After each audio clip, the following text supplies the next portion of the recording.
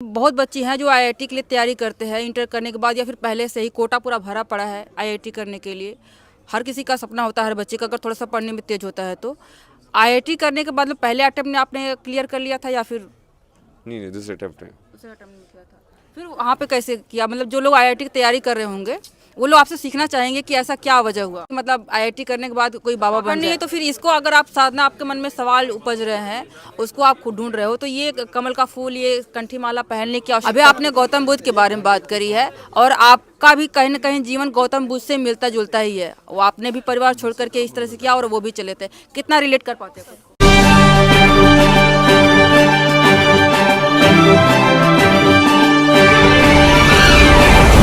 आज के बच्चे जब पढ़ते हैं तो सोचते हैं कि अगर आईआईटी क्रैक कर लिया तो लाइफ सेट, मतलब पैसे हो गए, गाड़ी होगी, सपना जहाँ चाहेंगे तहाँ घूमेंगे। लेकिन हमारे साथ में एक आईआईटीएन बाबा जो बैठे हैं, सोशल मीडिया पे काफ़ी फेमस हो रहे हैं। और बाबा बनने के पीछे एक आईआईटी क्रैक करने के बाद परिवार का सपना, परिवार की उम्मीदें कि हम परिवार के लिए कुछ करेंगे, नया अपने लिए कुछ सपना कि हम अपने लिए कुछ करेंगे। लेकिन वो सारी चीज़ें छोड़ करके बाबा बनने के पीछे क्या कहानी रही, आपसे जानेंगे। बाबा जी, सबसे पहले आपका बहुत बहुत स्वागत करते हैं अपने चैनल में। थोड़ा सा नाम बताइए अपना। नाम अभय सिंह, जो आधार वाला नाम है। आधार कार्ड वाला नाम। बाबा क्यों बने आप? नहीं सवाल यही नहीं, है। बाबा नहीं बने ना, वही तो। संन्यास मतलब वैराग क्यों उत्पन्न हुआ आपको? वो अपने आप ही हो जाता है। कुछ तो वजह रही जैसे होगी। आपको ये चीज़ बताओ, आप जब बचपन में वो जो टॉफ़ी के पीछे आप इतने 1 रुपया लेके खरीदते थे, अभी आप क्यों नहीं खाते हो वो? वैसे क्यों पागल नहीं हो उस टॉफ़ी के पीछे? वैराग्य आया कि नहीं आया? कुछ तो वजह रही होगी वैराग के पीछे, क्योंकि मैं बता रहा हूँ आईआईटी ना। जब क्रैक किया होगा आपने तो आपका सपना रहा होगा कि अच्छी लाइफ जिएंगे हम। उस लाइफ को में ऐसी क्या गड़बड़ी आई कि आपको ये रास्ता चुनना पड़ा? नहीं नहीं, वो जरूरी नहीं ना वो गड़बड़ी से ही हो। वो ऐसा है कि हाँ, बस तुमको समझ में आया कि हाँ, इसमें वो चीज़ नहीं है जो तुम ढूंढ रहे हो। क्या ढूंढ रहे हैं? शांति। शांति क्या है? शांति क्या है? शांति क्या है? शांति मतलब जैसे जो इसको क्या बोलते हैं, वृत्ति जो बोलते हैं ना, कि अब तुम हमेशा कहीं ना कहीं एक चक्कर में चलते जा रहे हो, चलते जा रहे हो, जन्म एक और मृत्यु के चक्कर में। जन्म और मृत्यु के चक्कर में। और फिर उस जन्म और मृत्यु के बीच में जैसे एक के बाद एक विचार, एक विचार के बाद दूसरा विचार, इसलिए कंटिन्यूअस एक चीज़ चल रही है।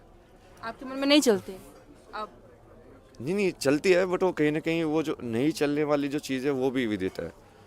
अब क्या क्या आपके मन में चलता? पहले क्या चलता था उसमें, बाबा बनने के बाद, सन्यासी बनने के बाद क्या परिवर्तन आया सोच के विचार में?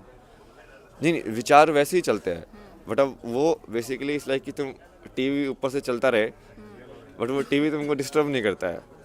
पहले डिस्टर्ब करता था। हाँ, तो ऐसे कौन से विचार होते थे जो आपको डिस्टर्ब करते थे? नहीं नहीं, सभी टाइप के विचार, जैसे बहुत सारे विचार तो जैसे वही ट्रॉमा से, सोसाइटी से रिलेटेड होते हैं कि हाँ चाहिए, ऐसा क्यों है, यहाँ पे ऐसा क्यों हो रहा है। क्या क्या ऐसा क्यों में क्या क्या है वो? जैसे आपको जैसे मैं स्पेसिफिक बताऊँ तो विस्तार से। विस्तार से। तो जैसे ज्ञान प्राप्ति करने के बाद भी जैसे मैं भारत में आया, मैं इसमें बुक लिखी, फिर उस पर ठीक है नहीं इंटरेस्ट हुआ तो मैंने वापस जॉब लेके फिर वापस कनाडा चला गया। मैं छोड़ो, किसी को इंटरेस्ट नहीं है, अपने हो क्यों करना। किसको इंटरेस्ट की, मतलब आपकी अपनी लाइफ थी, आप किसके चाहते थे कि उसको इंटरेस्ट हो मेरे बारे में और मैं उसके लिए काम करूं? जैसे मैं उस उम्र को वो समझ में आया ना कि जैसे मन कैसे काम करता है, मुझे लगा कि भाई अब मेरे को ये समझ में आया तो मैं दूसरों की मदद करूंगा, दूसरे लोगों को जवाब चाहिए होगा। फिर मुझे समझ में आया कि नहीं नहीं, उनको वो शिद्दत है ही नहीं उस चीज़ को जानने की, वो चीज़। आपके इंटरव्यू में एक चीज़ मैंने बार बार सुनी कि किसी को मेरे में इंटरेस्ट नहीं था। मैंने सोचा किसके लिए करूं? हर बार आप लगभग कह रहे हैं ये बात। क्या वो माता पिता है या क्या आपका कोई पर्सनल दोस्त रही, गर्लफ्रेंड रही या दोस्त रहा, या फिर माता पिता रहे, भाई बहन रहे, उसकी वजह से आपको इस तरह से वैराग्य जागा मन में कि ये सब कुछ मल मोह माया है और मैं खुद का अपना शिव को पाऊँ? ऐसा कुछ आपके मन में हुआ? हाँ, सही बोला आपने।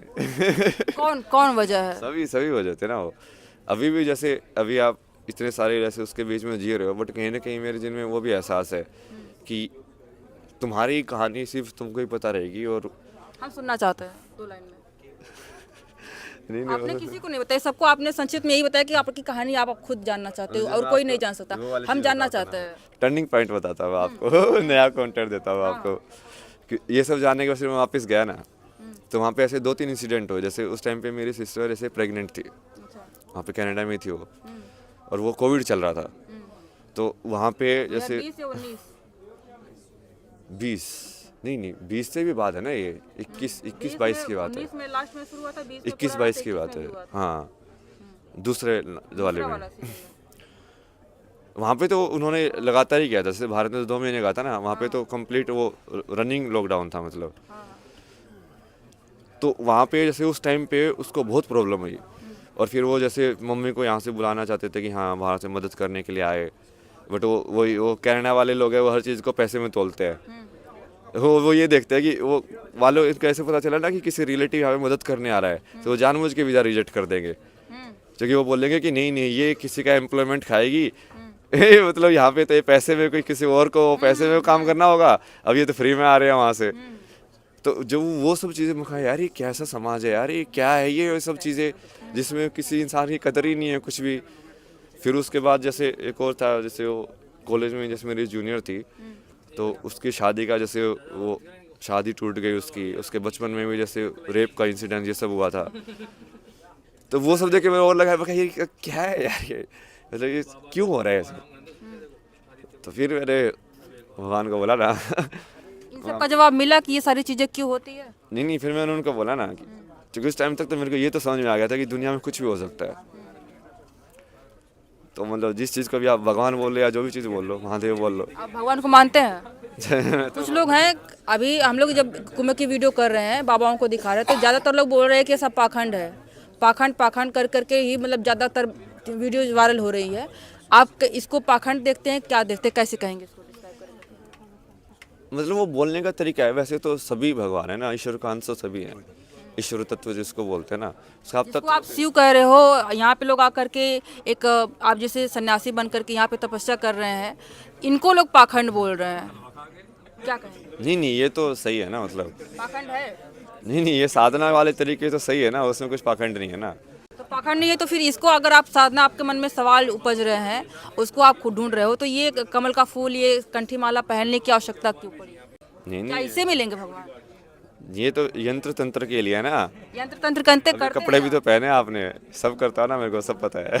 आप करते हैं ये यंत्र? ये सब कहाँ से सीखा? ये तो आपने बताया नहीं किसी को, ये कहाँ से सीखा? और किसी ने पूछा ही नहीं तो हम बताया। पूछ रहे हैं, बताइए ये सब कहाँ से सीखा, क्यों इसमें इंटरेस्ट जागा आपका कि हमको यंत्र तंत्र भी करना है? नहीं ये सिर्फ ज्ञान के लिए, करने के लिए नहीं ना, जानने के लिए। कैसे जाने आपने कि मतलब ये इसमें भी स्कोप है? इसको जान करके आपने क्या सीखा, मतलब क्या ऐसा मिला आपको कि लगा कि समाज दुनिया खराब है?